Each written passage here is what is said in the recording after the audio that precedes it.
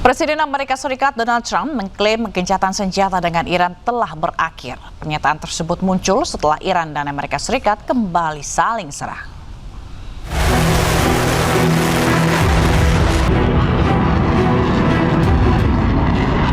Presiden Amerika Serikat Donald Trump menyebut bahwa kesepakatan gencatan senjata dengan Iran telah berakhir. Ia juga mengecam pemerintah Iran dengan menyebutnya gila setelah kedua negara saling serang. Trump mengatakan para negosiator AS dapat melanjutkan pembicaraan jika mereka menginginkannya. Namun ia menilai hal tersebut buang-buang waktu. Fire over. Is the ceasefire done? Is the MOU dead? It's a very interesting question. To me, I think it's over. I don't want to deal with them anymore. They're scum. You know what scum is? They're scum. They're sick people. They're led by sick people. And they're vicious, violent people. Sementara Kepala Negosiator Iran Muhammad Ghalibaf merinci pelanggaran utama pada MOU atau Nota Kesepahaman oleh Amerika Serikat. Dalam akun media sosialnya, Ghalibaf menyebut bahwa AS telah melanggar peraturan Iran di Selat Hormuz. AS juga disebut terus melontarkan ancaman serangan lanjutan. Kemudian ia menyebut Amerika Serikat kembali berlakukan sanksi terhadap sektor minyak Iran, peluncuran serangan ke wilayah selatan Iran, hingga masih berlanjutnya serangan agresi militer Israel.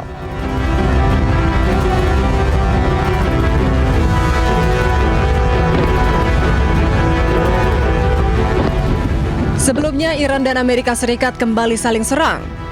AS mengklaim bahwa Iran meluncurkan serangan ke kapal komersial di Selat Hormuz. Kemudian AS melakukan serangan balasan ke pelabuhan Bandar Abbas di Iran Selatan.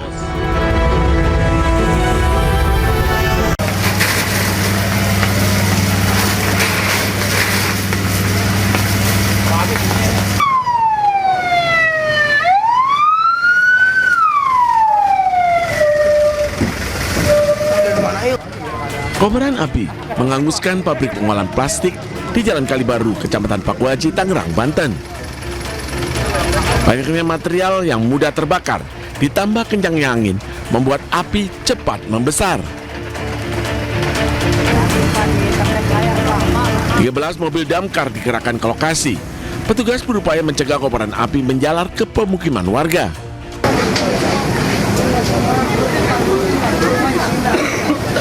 Tidak ada korban jiwa, penyebab kebakaran masih diselidiki polisi.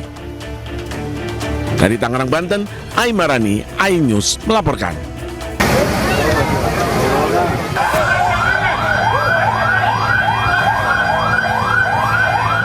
Kepanikan warga seketika pecah saat melihat adanya kobaran api yang melumat sebuah rumah mewah di Jalan Tanah Abang 5, Gambir, Jakarta Pusat. Kepanikan kian menjadi saat warga mengevakuasi sejumlah mobil dari dalam garasi dengan cara didorong. Meski berlangsung dramatis, namun 4 mobil berhasil dievakuasi menjauh dari titik api. Peristiwa kebakaran pertama kali diketahui oleh salah seorang warga. Api seketika berkobar yang disusul beberapa kali suara ledakan hingga memancing perhatian warga lain. Jadi ada ledakan dulu tadi, Pak? Ya, tadi ada. Ada orang di dalam, Pak? Ada tadi, udah sempat dievakuasi juga sih. Ini mobil ditinggal di dalam, nggak bisa kesulitan apa gimana? Tadi sempat kesulitan juga, mereka buka gerbangnya. Ternyata setelah dipaksa mereka kebuka. Setengah jam kemudian, 5 unit mobil pemadam kebakaran yang diterjunkan ke lokasi akhirnya berhasil memadamkan api. Meski bangunan rumah beserta isinya ludes terbakar, namun beruntung tidak ada korban jiwa maupun luka dalam peristiwa ini. Belum diketahui pasti penyebab kebakaran karena masih dalam penyelidikan aparat Reskrim Polsek Metro Gambir. Dari Jakarta, Rani Sanjaya, iNews melaporkan.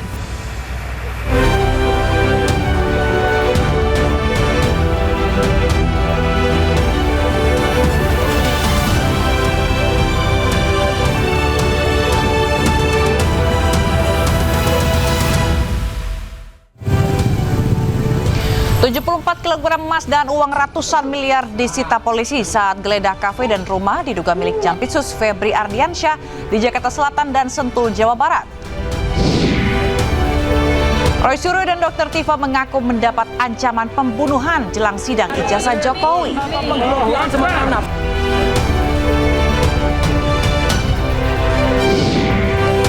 Di tengah jutaan pelayat hadiri pemakaman Ali Khamenei, Amerika Serikat dan Iran kembali saling serang.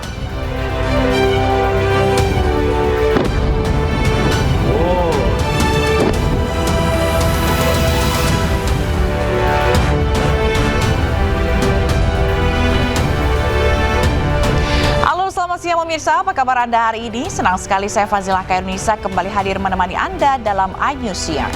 Selain 3 berita utama tadi, iNews Siang juga akan menyuguhkan beragam informasi penting lainnya. Dan iNews Siang ini kami awali dari mobil supercar McLaren 720S miliar rupiah terbelah dua usai menabrak pagar dan tiang listrik di Sukoharjo, Jawa Tengah. Akibatnya 2 orang terluka.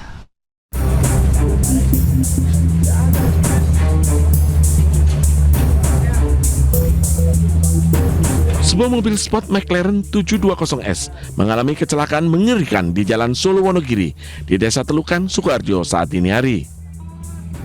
Semula kendaraan melaju dari arah Sukoharjo menuju ke Solo. Sampai di lokasi, pengemudi McLaren oleng ke kiri menabrak pagar, tiang telepon, dan tiang listrik.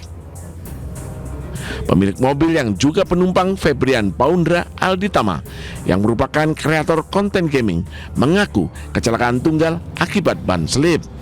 Benturan yang keras membuat kendaraan mengalami kerusakan parah hingga badan mobil terbelah dua. Setelah kena lampu merah di peluang kemudian berjalan, menurut keterangan dari pengemudi sementara ini terjadi selip, jadi bannya itu selip, tidak bisa menguasai kendaraan sehingga oleh ke kiri kemudian menabrak tiang. Akibat kecelakaan tunggal ini, 2 orang terluka dan dirawat di Rumah Sakit Indriati Solo Baru. Dari Sukoharjo, Jawa Tengah, Diah Sintia, iNews melaporkan.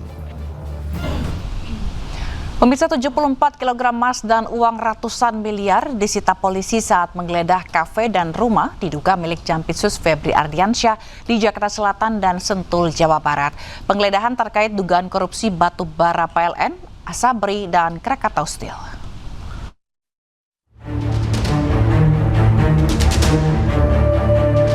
Polisi menggeledah sebuah rumah di kawasan Sentul, Bogor, Jawa Barat. Penggeledahan ini terkait penyelidikan kasus korupsi batu bara, PLN, Asabri, dan PT Krakatau Steel. Polisi menyita 74 kg emas, uang 4 juta dolar Amerika, 14 juta dolar Singapura, serta uang sebesar 100 juta rupiah. Estimasi total jika dirupiahkan mencapai 476 miliar rupiah. Assalamualaikum warahmatullahi wabarakatuh. Rekan-rekan media, terima kasih. Saya akan sampaikan update berkaitan hasil penggeledahan rumah di Parahyangan, Blok 2 nomor 2, Bogor. Ditemukan brankas terkunci, setelah dibuka berisi 7 koper. Yang pertama 74 kg emas batangan, kemudian 4.767.300 USD, kemudian 14.083.800 SGD, kemudian 100 juta rupiah. Estimasi total dalam rupiah senilai 476 miliar.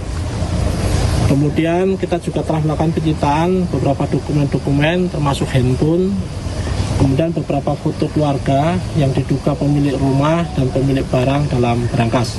Selanjutnya barang bukti akan kita lakukan penyitaan. Saya kira itu. Terima kasih. Pak, ini sebenarnya rumah siapa, Pak? Itu masih dalam proses pendalaman oleh penyidik. Tapi apakah sudah ada yang ditangkap? Sampai saat ini masih pada proses untuk penggeledahan, kemudian beberapa pembuktian. Berarti belum ada yang ditangkap, Pak? Belum, masih nunggu. Terkait penggeledahannya terkait kasusnya, kasus tadi sudah dijelaskan, nanti secara detail akan kita sampaikan setelah seluruhnya proses penyidikan dilakukan.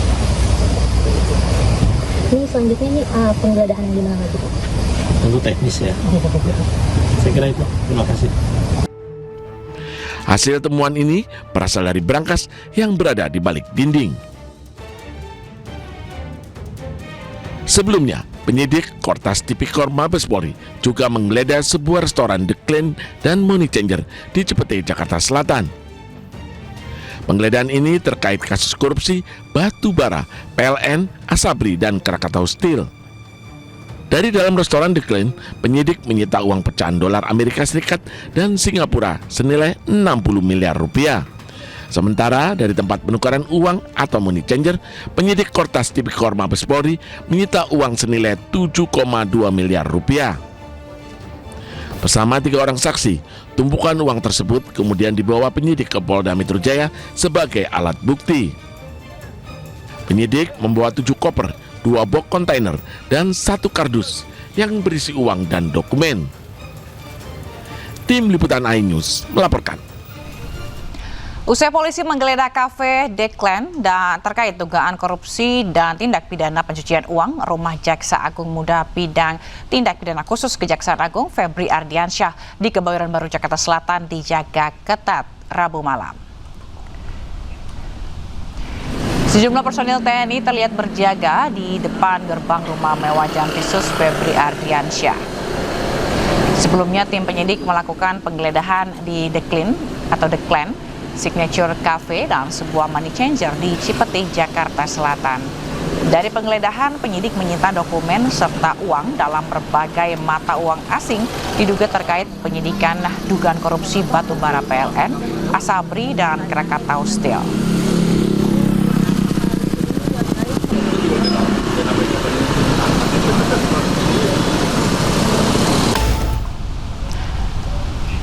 Mabes TNI buka suara terkait penjagaan di rumah Jampitsus Febri Ardiansyah. Menurut Kapuspen TNI, Brigjen Muhammad Nas, pengamanan dilakukan atas permintaan kejaksaan sesuai dengan ketentuan yang berlaku tentang perlindungan jaksa.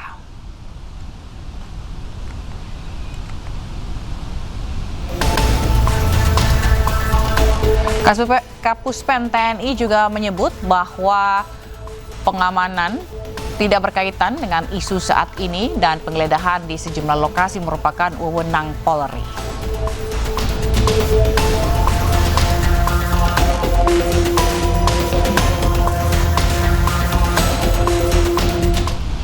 Sementara itu, Kabid Humas Polda Metro Jaya Kombes Pol Budi Hermanto menyatakan telah menyita sejumlah berangkas dan dokumen saat penggeledahan. Budi menjelaskan terkait pengamanan saat penggeledahan untuk menghindari gangguan yang menghambat penyelidikan. Tadi ditemukan ada berangkas, termasuk beberapa koper, tapi ini juga ada dokumen. Kita juga nanti akan memastikan kembali apakah duit ini berada di dalam berangkas ataupun di dalam beberapa dokumen. Pak, ini kan juga cukup banyak begitu ya, ada dari Brimob yang turut berjaga dan memang ini nampaknya mendapatkan perhatian dari masyarakat yang melintas di kawasan ini. Mengapa, Pak?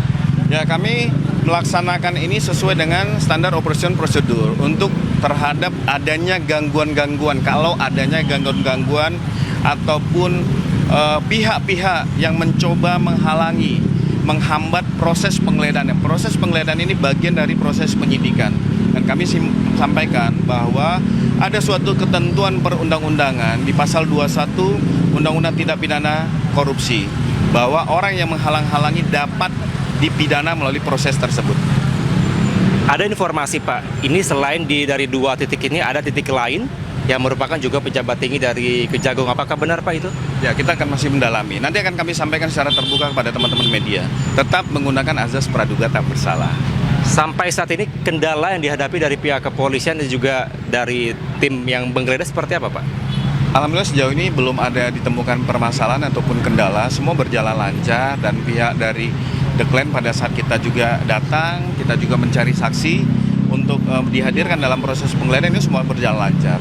Memang ini masih berjalan sampai dengan detik ini, artinya banyak hal-hal temuan yang harus dipilah. Ini menjadi barang bukti yang kita amankan untuk menjadi dalam proses nanti penyidikan, ataupun ini tidak digunakan dalam proses penyidikan. Ini dipilah, diseleksi. Pak Kabid, ini terkait dengan ada 3 objek perkara. Apakah ada update terkini kira-kira dari barang bukti ini mengarah kepada salah satu objek perkara tertentu atau seperti apa, Pak, update-nya?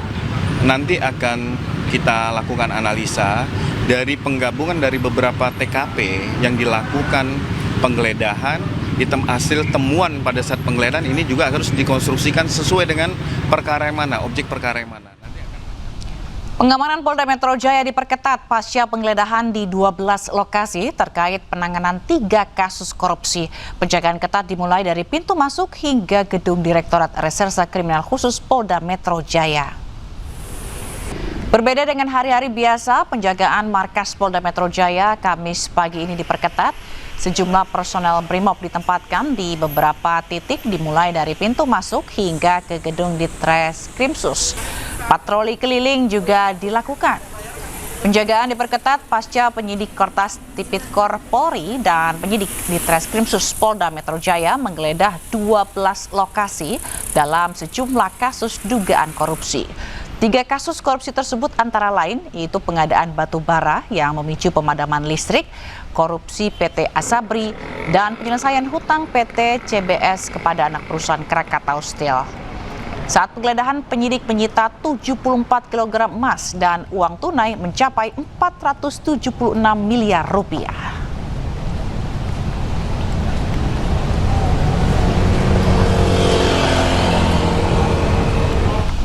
Dan untuk mengetahui kondisi terkini pasca penggeledahan di 12 lokasi terkait penanganan 3 kasus korupsi, sudah ada jurnalis iNews Stephen Patinama di Polda Metro Jaya, Selena Yahya di Kebayoran Baru Jakarta Selatan, dan Nata Arman di Sentul Bogor. Kita ke Stephen terlebih dahulu. Selamat siang Stephen. Stephen, apakah sudah ada pernyataan baru dari polisi terkait atau pasca penggeledahan?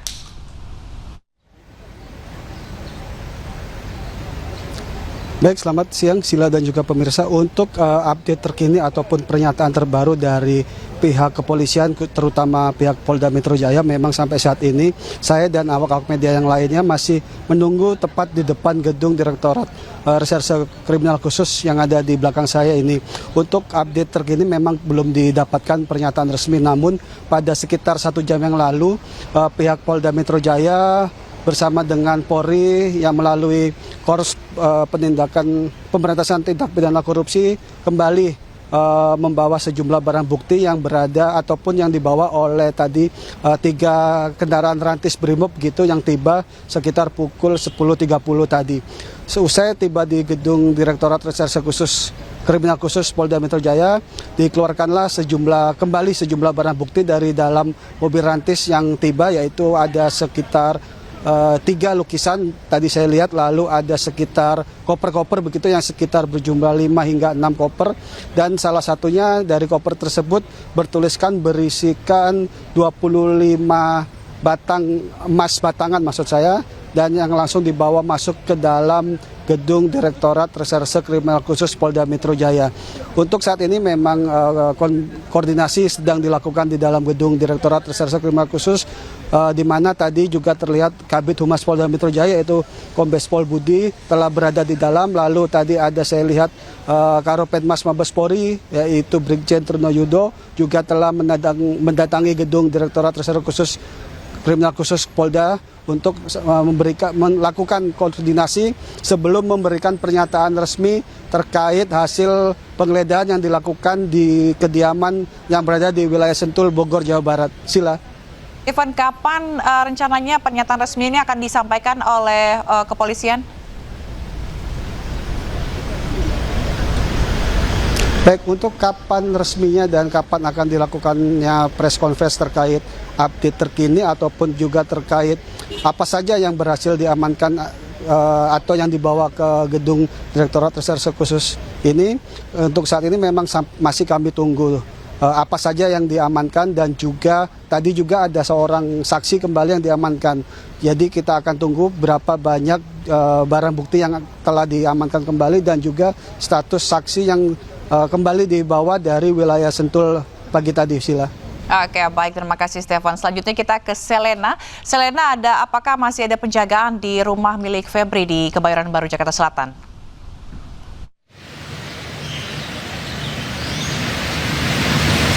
Ya, Zila dan juga pemirsa, dapat kami informasikan berdasarkan pantauan kami sejak pagi hari tadi hingga kini di pukul 11:39 memang tidak ada penjagaan khusus yang cukup signifikan. Mengingat memang usai menjadi sorotan di malam kemarin akibat berbagai isu yang beredar, adanya penjagaan, kemudian beberapa personel gabungan juga kemarin disiagakan. Untuk saat ini memang terpantau sepi di kediaman Jaksa Agung Muda Tindak Pidana Khusus Febri Adriansyah di kawasan Jakarta Selatan, yang mana memang sejak pagi tadi tidak ada penjagaan dari personel dari TNI maupun dari Polri. Memang terpantau sepi dari penjagaan. Namun dapat kami informasikan juga memang ada mobil yang berjaga. Mungkin ini adalah mobil dari operasional dari polisi militer dari Mabes TNI, yang dimana memang berjaga di depan atau di halaman parkiran depan kediaman Febri Adriansyah. Dan hingga saat ini berdasarkan informasi yang kami dapatkan, tertulis keterangan dari Kapus Pen TNI yang menegaskan bahwa pengamanan yang ada di lokasi tersebut ini memang bukan dikarenakan isu yang sedang berkembang atau ramai, melainkan bagian dari mekanisme resmi dari Perpres nomor 66 tahun 2025. Jadi memang untuk saat ini di kediaman dari Febri Adriansyah ini tidak ada penjagaan yang khusus. Demikian Zila. Baik, terima kasih Selena. Selanjutnya kita ke Nata Arman di Sentul, Bogor. Nata, bagaimana situasi di sana saat ini?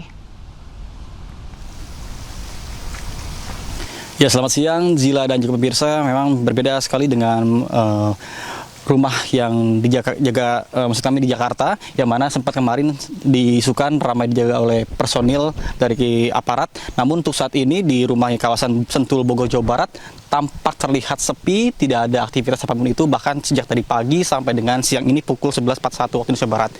Dan terlihat juga Zila dan juga pemirsa bahwa rumah ini sudah dipasangi garis polisian juga, yang tentunya ini setelah dilakukan penggeledahan pada kemarin malam, yang informasikannya bahwa kami belum mengetahui secara pasti juga apakah kemarin ketika pelaksanaan penggeledahan ini ada orang atau tidak, karena kami juga sampai saat ini masih menggali informasi dari keterangan warga sekitar yang ada di sekitar rumah ini. Namun dari pihak warga sekitar juga justru tidak memberikan informasi lebih lengkap kepada kami terkait dengan apakah benar ini konfirmasi rumah dari terduga jaksa yang saat ini sedang disebut-sebut terseret kasus korupsi.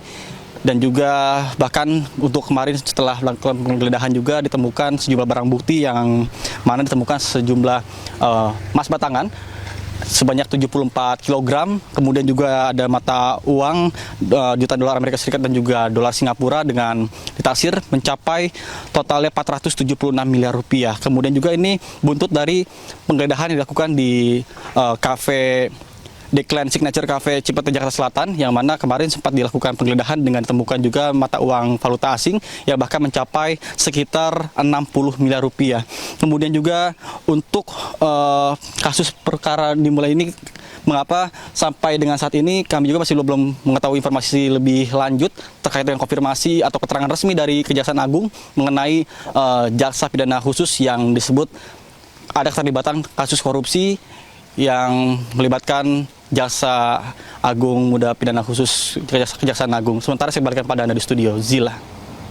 Nata Arman melaporkan langsung dari Sentul, Jawa Barat, dan sebelumnya juga ada Selena Yahya yang melaporkan langsung dari Kebayoran Baru, Jakarta Selatan, serta ada Stephen Patinama yang melaporkan langsung dari Polda Metro Jaya. Terima kasih teman-teman, selamat bertugas kembali. Pemirsa, Polri mengungkap sejumlah wilayah alami pemadaman listrik bergilir atau blackout akibat korupsi pengadaan batu bara. Modus dari praktik korupsi tersebut diduga terjadi akibat manipulasi dokumen kualitas batu bara yang dikirimkan atau dipasok.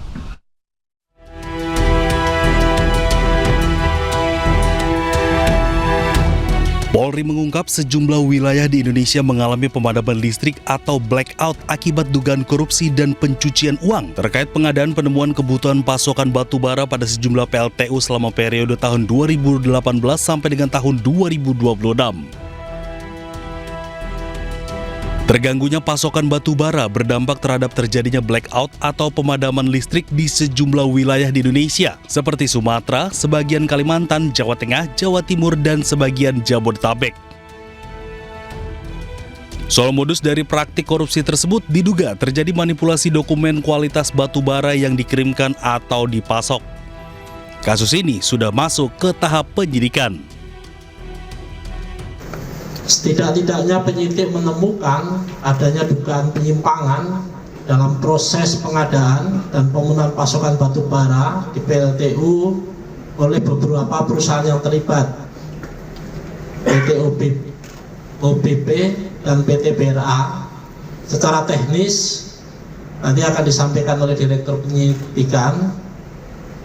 Saya ulang, secara teknis akan disampaikan oleh Direktur Penindakan berkaitan dengan hasil penyelidikan, kemudian ditingkatkan ke penyidikan. Meski Polri belum menetapkan tersangka atas pidana ini, namun 16 orang telah diperiksa oleh polisi. Dalam pengusutan, Polri menerapkan pasal tentang pemberantasan tindak pidana korupsi dan pasal tentang pencegahan dan pemberantasan tindak pidana pencucian uang. Tim Liputan iNews melaporkan. Terkait penggeledahan Polri terhadap 3 kasus korupsi, mantan penyidik KPK ungkap money changer menjadi tempat pencucian uang bagi koruptor. Berikut cuplikan dialog rekan Syifa Hanifah bersama Yudi Purnomo, mantan penyidik KPK. Yang jelas penyidik dari Kortas Tipikor dan juga Mabes Polri perlu kita apresiasi ya, karena langsung bergerak cepat pasca peningkatan status dugaan tindak pidana korupsi dalam suplai batubara yang mengakibatkan blackout yang merugikan masyarakat ini ya dalam aktivitas sehari-hari ya, itu ke penyidikan dan kemudian langsung melakukan penggeledahan. Disinilah kita melihat bagaimana polisi berhasil membuktikan bahwa dugaan tindak pidana korupsi mereka begitu kuat dengan ditemukannya uang ya, sekitar 60-an miliar dalam bentuk mata uang asing ya, dolar Amerika dan juga dolar Singapura, yang kita tahu bahwa sebelumnya kan juga terapkan pencucian uang ya dengan teknik follow the money dan upaya pencucian uang layering, artinya berubahnya mata uang dari rupiah menjadi dolar. Ini adalah bentuk adanya pencucian uang itu sangat benar terjadi. Changer itu merupakan sarana ya yang digunakan untuk para pelaku tindak pidana korupsi ya, itu kemudian ternyata ya digunakan untuk menjadi profesional money laundering ya. Saya pikir kita tinggal bersabar saja, dalam waktu tidak lama lagi saya yakin ya, apalagi uangnya sudah ada. Dalam tindak pidana korupsi ketika ditemukan uang ya, artinya bukti-buktinya sudah jelas dan kita tunggu siapa yang akan ditetapkan sebagai tersangka. Sidang eksepsi Dr. Tifa kembali menegaskan dakwaan jaksa terhadap dirinya mengandung 2 kelemahan utama. Ia juga menyebut produk jurnalistik yang dilindungi Undang-Undang Pers tidak bisa dijadikan barang bukti. Kami sudah melakukan nota perlawanan ya, yang terdiri atas 37 halaman yang kita berikan judul Indonesia Menggugat ya. Dugaan ijazah palsu Jokowi adalah sebuah cermin krisis multidimensional bangsa ini ya. Pada beberapa hal nanti akan secara rinci disampaikan oleh advokat saya.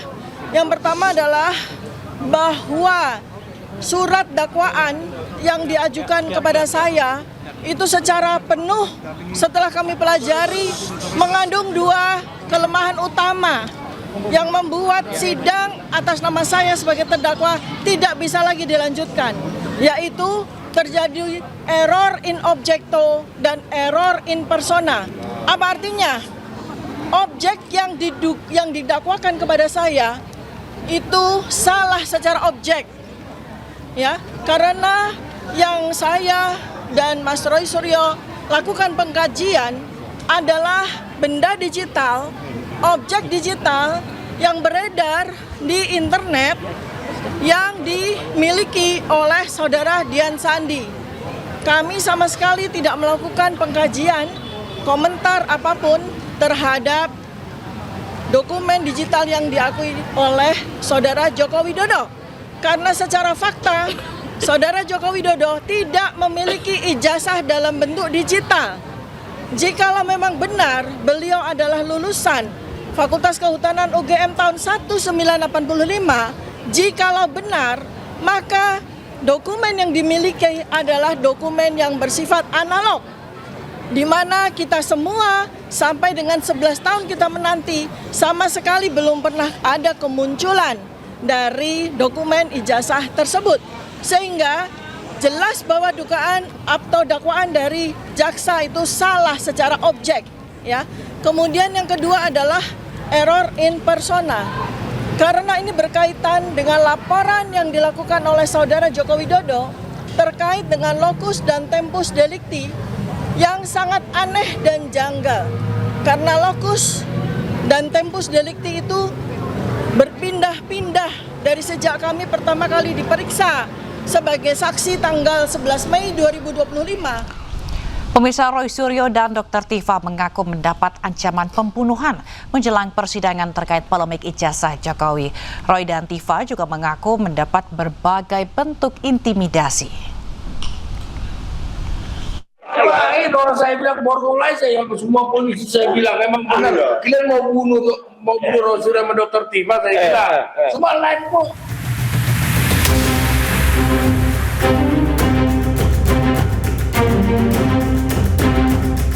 Dalam sebuah podcast atau siaran yang diunggah tim kuasa hukumnya Refli Harun, Roy Suryo mengungkap ada ancaman pembunuhan terhadap dirinya dan Dr. Tifa. Ancaman pembunuhan diungkap Roy Suryo terjadi di luar rumah sakit usai dirinya menjalani pemeriksaan kesehatan pasca penangkapan. Menurut Roy dan Tifa, ancaman yang muncul tidak membuat mereka gentar karena seluruh aktivitas terdokumentasi melalui siaran langsung. Roy dan Tifa juga menilai ancaman dan intimidasi menunjukkan ada pihak-pihak yang khawatir menghadapi proses pembuktian di pengadilan.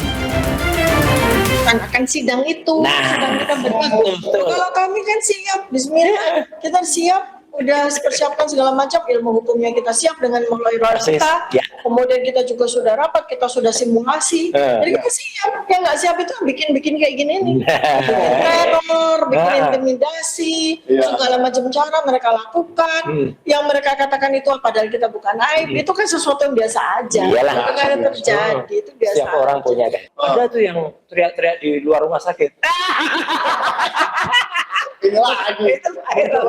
Berani banget. Emang berani saya karena benar. Katanya mereka juga berani ngapa-ngapain. Orang saya bilang borgolai saya semua polisi saya bilang memang benar. Kalian mau bunuh Roy Suryo sama Dr. Tifa saya bilang. Semua live kok. Iya. Enggak kita. Karena kami live sudah satunya live. Jadi umum udah tahu mau dipaksakan ini. Itu aja. Dr. Tifa akan menjalani sidang kedua yang beragendakan pembacaan keberatan atau eksepsi pada Kamis 9 Juli. Sementara Roy Suryo akan menjalani sidang pra-peradilan keduanya terkait status tersangka pada Jumat 10 Juli. Pada pra-peradilan pertama terkait penangkapan, penggeledahan, dan penahanan, Majelis Hakim memenangkan Roy Suryo. Dari Jakarta, Tim Liputan iNews melaporkan. Pemirsa, sidang lanjutan kasus ijazah Jokowi kembali digelar di Pengadilan Negeri Jakarta Timur. Sidang beragendakan pembacaan keberatan atau eksepsi dari kubu Dr. Tifa. Sidang dimulai sekitar pukul 9 waktu Indonesia Barat. Sidang beragendakan penyampaian keberatan atau eksepsi dari pihak kuasa hukum terdakwa Dr. Tifa terkait kasus dugaan fitnah dan pencemaran nama baik atas ijazah Jokowi. Dalam eksepsinya, kuasa hukum Dr. Tifa menyatakan dakwaan yang dibacakan jaksa pada sidang sebelumnya tidak berdasar. Kuasa hukum Tifa menilai harusnya jaksa menuntut terdakwa berdasarkan alasan yang jelas.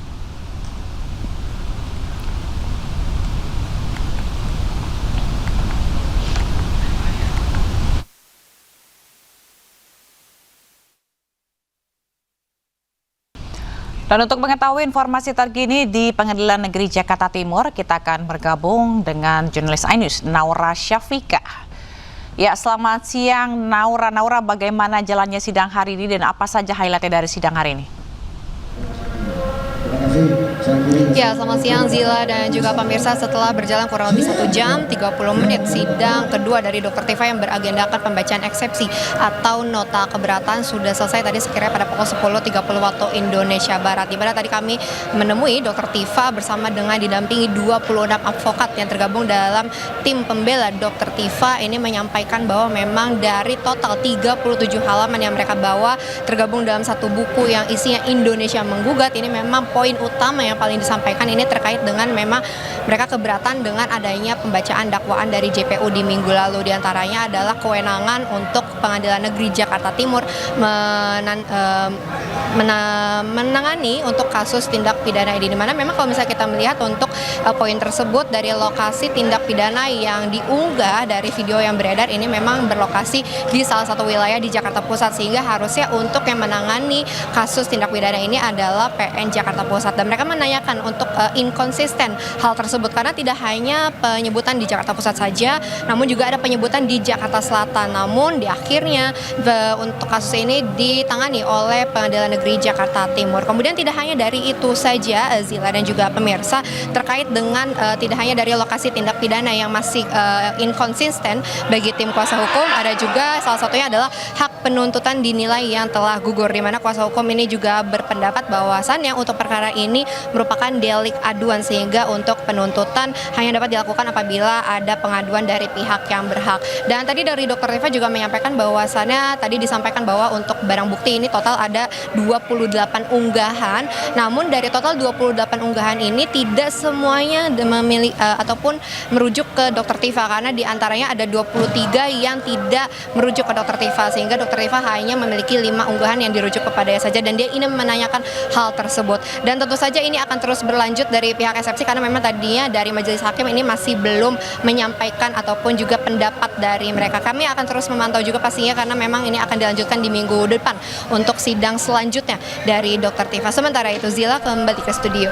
Baik, terima kasih atas laporan Anda. Naura Syafika melaporkan langsung dari PN Jakarta Timur. Selamat bertugas kembali. Pemirsa, usai menang sebagian gugatan pra-peradilan, Roy Suryo bersiap untuk sidang gugatan pra-peradilan kedua yang akan digelar Jumat besok. Roy Suryo kini juga mengincar pembatalan status tersangkanya di pra-peradilan kedua. Pra-peradilan terbaru ini akan menjadi upaya hukum yang ditempuh terkait sah atau tidaknya penetapan tersangka. Penetapan tersangka menggunakan pasal 32 Undang-Undang ITE yang dinilai Roy dan tim kuasa hukum tidak sesuai. Selain gugatan pra-peradilan kedua, Roy Suryo juga telah mengajukan gugatan perbuatan melawan hukum ke Pengadilan Negeri Jakarta Utara.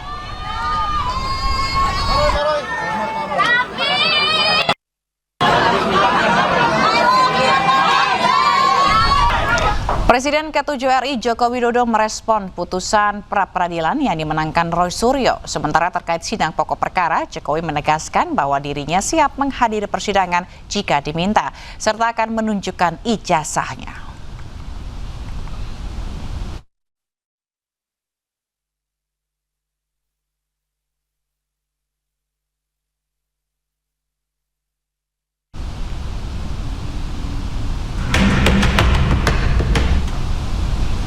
Di Jakarta Selatan menerima sebagian gugatan pra-peradilan Roy Suryo terkait penggeledahan, penangkapan, dan penahanan Roy Suryo dalam kasus fitnah ijazah Jokowi. Hakim menyatakan penggeledahan, penangkapan, dan penahanan Roy Suryo tidak sah. Menanggapi hal itu, Jokowi mengaku terkait kasus yang melibatkan Roy Suryo dan Dr. Tifa, Jokowi akan menghormati proses hukum yang berlaku jika dirinya dipanggil oleh majelis hakim. Jokowi menekankan komitmennya untuk membuktikan keaslian ijazah miliknya. Ia menyatakan bakal membawa dokumen asli ijazahnya dari SD sampai S1. Hal ini berlaku untuk kedua persidangan, baik untuk perkara Roy Suryo maupun Dr. Tifa. Kita harus menghormati proses hukum yang ada dan mekanisme hukum yang ada. Kalau saya diundang oleh Yang Mulia Majelis Hakim untuk hadir di forum persidangan, ya saya akan hadir. Dan sesuai yang saya sampaikan yang lalu, saya akan membawa dan menunjukkan ijazah dari SD, SMP, SMA, dan S1 yang saya miliki. Diketahui babak baru kasus fitnah ijazah Jokowi kini tengah bergulir di meja hijau. Terdakwa Dr. Tifa telah menjalani sidang perdana di Pengadilan Negeri Jakarta Timur pada 2 Juli lalu. Sementara itu, berkas perkara terdakwa Roy Suryo masih menunggu jadwal persidangan resmi lantaran Roy sempat mengajukan gugatan pra-peradilan. Tim Liputan News melaporkan. Pemirsa, pasukan Garda Revolusi Islam Iran kembali meluncurkan rudal ke pangkalan Amerika Serikat di Timur Tengah.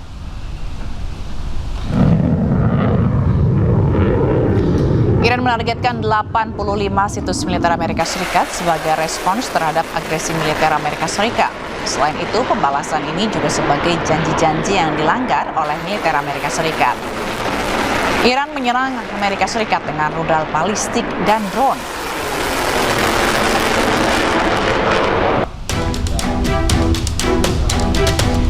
Sementara itu, Garda Revolusi Islam Iran berhasil menembak jatuh drone MQ-9 Reaper di Khoraj, Iran.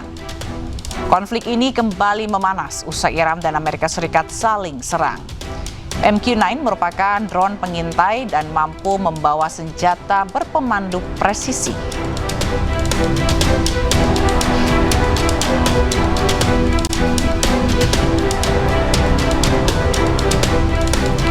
Pemirsa, Iran Amerika Serikat kembali memanas. AS klaim Iran kembali melakukan serangan ke kapal komersil di Selat Hormuz. Pasca serangan tersebut, Amerika Serikat melakukan serangan balasan ke pelabuhan Bandar Abbas, Iran Selatan.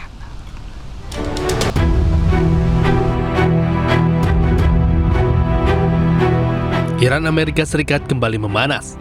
Amerika klaim Iran kembali melakukan serangan ke kapal komersil di Selat Hormuz.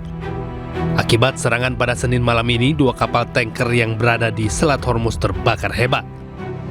Kapal yang mengangkut minyak ini diduga melintas tanpa izin kepada pemerintah Iran. Sementara itu, seorang pejabat Amerika Serikat telah mengonfirmasi serangan Iran ini.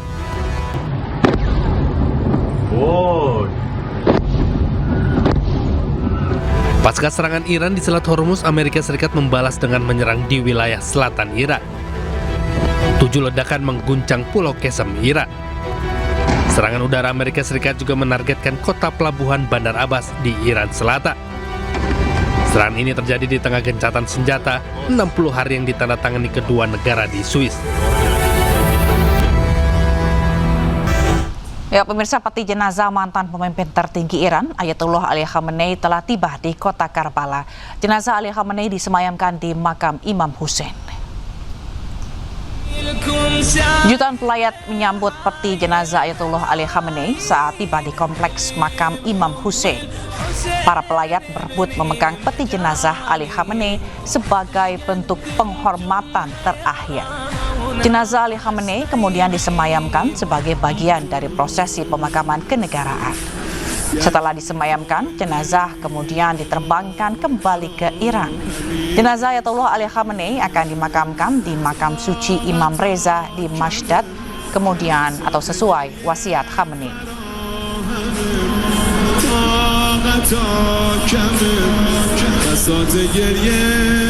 Sebelumnya, ribuan orang berkumpul di makam Imam Ali pada hari Rabu untuk prosesi pemakaman pemimpin tertinggi Iran Ali Khamenei di kota suci Najaf, Irak.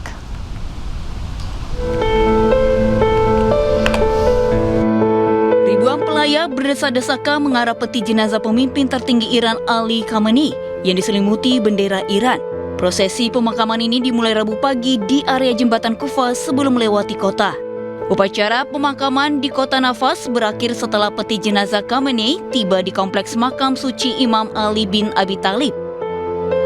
Kerumunan warga juga mengiringi truk yang membawa peti mati Khamenei bersama beberapa anggota keluarganya. Beberapa pelayat juga terlihat mengibarkan bendera Irak dan Iran, menandakan kedua bangsa tersebut memiliki darah dan jiwa yang sama.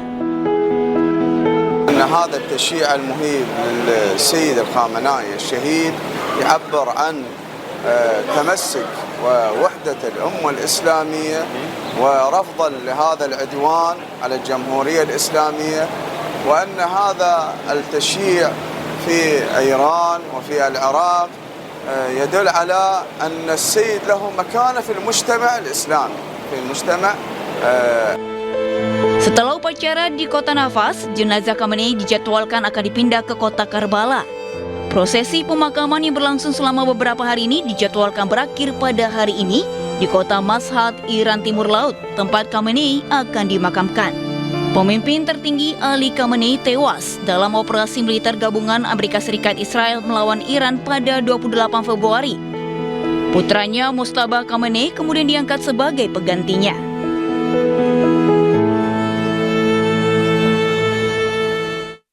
Udara Zionis Israel membunuh 2 anggota pejuang Hizbullah di wilayah Al-Uqaidah, Lebanon Selatan. Pasukan militer Zionis Israel mendeteksi anggota pejuang Hizbullah beraktivitas menggunakan sepeda motor di zona wilayah yang diduduki oleh Zionis Israel. Aktivitas pejuang Hizbullah merupakan ancaman bagi militer Zionis Israel di Lebanon Selatan. Setelah mengintai kedua anggota Hizbullah, Zionis Israel meledakkan sebuah rumah yang disinggahi oleh kedua anggota Hizbullah. Serangan ini untuk menghilangkan segala ancaman terhadap pasukan Zionis Israel maupun warga sipil.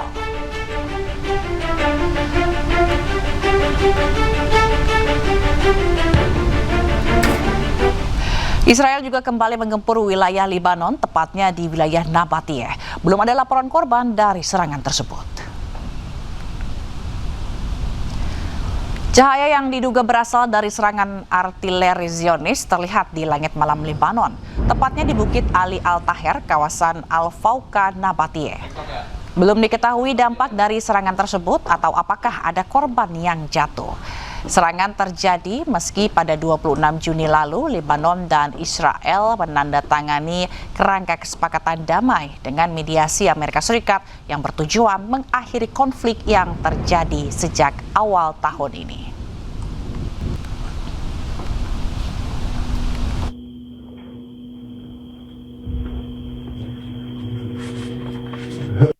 Pemirsa, salah satu warung makan di Kembangan, Jakarta Barat dilaporkan menjual daging anjing.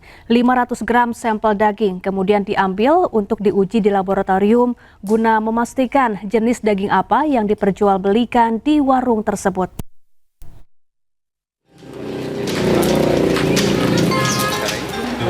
Setelah mendapat laporan masyarakat, petugas Suku Dinas Ketahanan Pangan, Kelautan dan Pertanian Jakarta Barat memeriksa satu warung makan di Merio Utara, Kembangan, Jakarta Barat. Warung tersebut dilaporkan menjual daging hewan penular rabies, yakni anjing. Petugas memeriksa seluruh bahan pangan yang ada di lokasi, baik daging yang telah dimasak maupun daging beku yang masih disimpan di kulkas. Sebanyak 500 gram sampel kemudian diambil untuk diuji di laboratorium guna memastikan jenis daging yang diperjualbelikan di warung tersebut. Nah, kalau sesuai dengan Perbup 36 tahun 2025, bila memang terbukti ada produk HPH sebagai tujuan pangan, maka akan dilakukan step-step yaitu berupa teguran tertulis, kemudian ada tindakan selanjutnya, misalnya penyitaan dari HPR, bahkan mungkin semacam penutupan usaha, tapi itu memang masih banyak tahapan dilakukan dan membutuhkan waktu yang panjang ya untuk pembuktiannya. Pemprov DKI Jakarta berharap pengawasan yang telah dilakukan dapat mencegah peredaran daging hewan penular rabies sebagai bahan pangan, sekaligus mempertahankan status Jakarta sebagai provinsi bebas rabies yang telah dijaga selama puluhan tahun. Dari Jakarta, Rizky Falufi, iNews melaporkan. Ya, Pemprov DKI Jakarta memberantas peredaran daging anjing. Kemarin, 2 rumah makan di Jakarta Barat disidak karena diduga menjual daging anjing. Benarkah demikian? Rekan Yasmin Atania melaporkannya untuk Anda. Saya berada di depan Lapo Andalima di kawasan Meruya Utara, Kembangan, Jakarta Barat. Rumah makan ini menjadi salah satu dari 2 lokasi yang kemarin disidak petugas Suku Dinas Ketahanan Pangan, Kelautan dan Pertanian DKI Jakarta. Sidak dilakukan menindaklanjuti laporan masyarakat terkait dugaan penjualan daging anjing. Pemeriksaan ini juga menjadi bagian dalam pengawasan penerapan Peraturan Gubernur DKI Jakarta yang melarang perdagangan hewan penularan rabies sebagai bahan pangan. Dalam sidak, petugas memeriksa berbagai bahan makanan dan mengambil sekitar 500 gram sampel daging untuk kemudian diuji di laboratorium. Hasil pemeriksaan ini masih menunggu karena prosesnya memerlukan waktu. Dan saya akan coba untuk mewawancarai langsung pemilik usaha di sini. Permisi, Mbak. Boleh minta waktunya? Ya, ini dengan Mbak Email ya, Mbak Email di sini ya. Mbak Email, beredar dugaan di masyarakat terkait dengan adanya penjualan daging anjing di warung usaha milik Mbak. Ini tanggapannya seperti apa, Mbak? Oh, kalau untuk tanggapan kita menanggapi itu tidak benar. Ya, kita nggak ada jual B1 atau daging anjing. Kita hanya menjual, memang kita masakan yang non halal, tapi kita tidak menjual B1, tapi kita menjual B2. Berarti Mbak kemarin kan sempat ada sidak, itu seperti apa Mbak prosesnya Mbak? Oh, pas kemarin datang dari wali kota, kelurahan, kecamatan, tim mereka datang, mereka kunjungin, mereka tanya-tanya ini masak apa, dari daging apa, dan mereka cek semua satu persatu sampai ke freezer kita juga dicek dan mereka ambil sampel. Ya kita welcome aja, kita kasih dengan tangan terbuka untuk mereka cek karena memang kita yakin kita tidak ada menjual B1. Terima kasih banyak Mbak Ima atas informasinya. Ya pemirsa, hingga saat ini warung makan ini masih beroperasi dan melayani pelanggan seperti biasa. Dan apabila hasil laboratorium sudah keluar dan memang terbukti terdapat penjualan daging penular rabies, maka akan dikenakan sanksi sesuai dengan peraturan Gubernur DKI Jakarta yang berlaku, mulai dari teguran tertulis, penyitaan produk hingga pencabutan tempat usaha.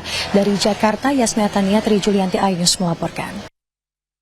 Ya, kesal dan resah maraknya pencurian gas melon. Seorang ketua RW menggelar sayembara berhadiah 10 juta rupiah di Kalideres, Jakarta Barat. Hadiah akan diberikan bagi yang mampu memberikan informasi keberadaan pelaku.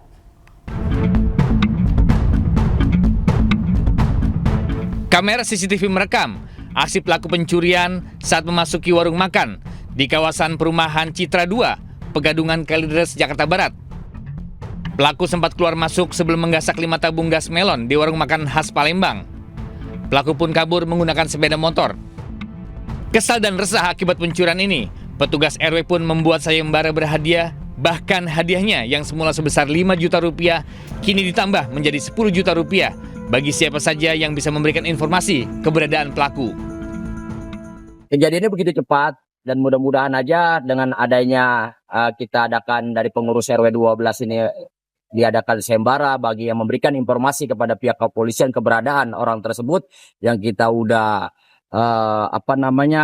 beritakan di media sosial, TikTok dan yang lainnya. Mudah-mudahan bisa cepat tertangkap pelaku. Sementara itu kasus ini juga sudah dilaporkan ke Polsek Kalideres agar pelaku bisa segera dibekuk. Dari Jakarta, Miftahul Gani, iNews melaporkan. Pemirsa, Gubernur Jawa Barat periode 2018-2023 Ridwan Kamil mengajukan permohonan pengangkatan anak ke Pengadilan Agama Bandung. Permohonan diajukan sebagai orang tua tunggal menyusul perceraiannya dengan Atalia Praratia.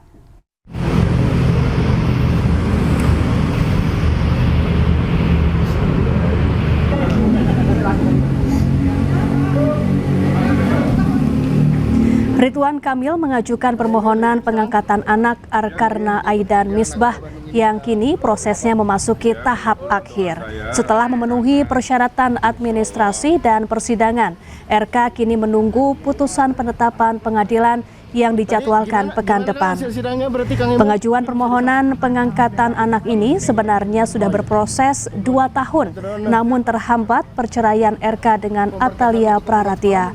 Arkana merupakan anak angkat Ridwan Kamil yang diadopsi pada Juli 2020 lalu bertepatan dengan Hari Anak Nasional.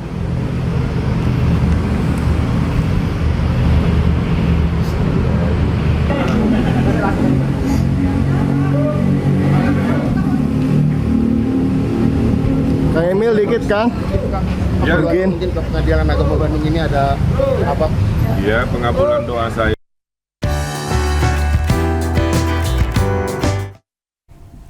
Pemirsa, dalam rangka menyemarakan Tahun Baru Islam 1448 Hijriah, KEK MNC Lido City dan MNC Peduli berkolaborasi dengan Lido Lake Resort menggelar lomba antar madrasah diniyah di Desa Wates Jaya, Cigombong, Bogor, Jawa Barat. Kegiatan ini menjadi ajang silaturahmi antar madrasah sekaligus wadah untuk mengembangkan dan mengapresiasi potensi para santri dalam bidang keagamaan dan kreativitas. Suasana meriah mewarnai lomba antar madrasah diniyah yang digelar di kawasan KEK MNC Lido City, Bogor, Jawa Barat. Kegiatan untuk menyemarakan Tahun Baru Hijriah 1448 ini diikuti perwakilan dari 7 madrasah diniyah di wilayah Desa Wates Jaya, Kecamatan Cigombong.